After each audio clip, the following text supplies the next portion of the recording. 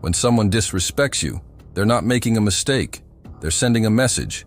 They're saying, I don't see you as a threat. You're not worth my caution. And the worst part? Most men accept that message without responding because they've been tamed, taught to stay silent, taught not to stoop to their level, to ignore what was clearly a power play. That doctrine always leads to the same place: being invisible, being stepped on, being irrelevant.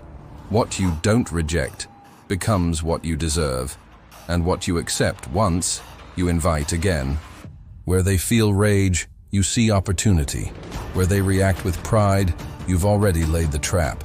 We don't chase superficial respect. We build silent dominance. Machiavelli said it best: he who wishes to be feared without being hated must learn to strike with precision and vanish without guilt. Handling disrespect is not about pride, it's about strategy. Sign number 1.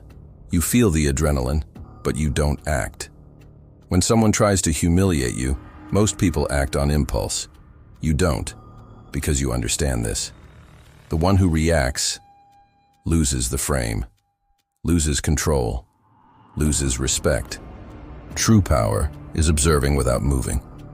Your silence screams louder than any words, and that scares them. Sign number 2. You see who will disrespect you before they do. You read behavior before words. You detect insecurity in their ego.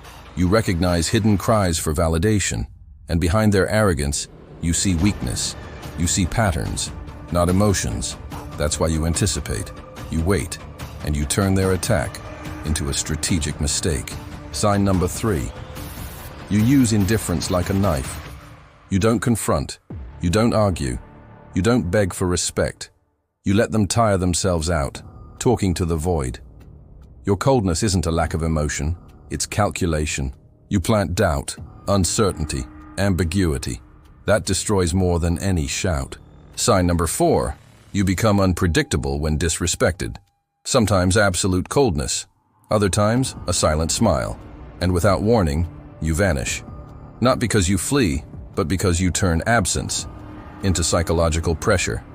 Unpredictability is power, and you master it. Sign number 5. You punish silently, from a distance, leaving no trace. You don't seek loud revenge. You plan slow, cold, invisible consequences, destroying reputation, socially isolating them, eroding their credibility. That hurts more and leaves no fingerprints. You don't strike in public.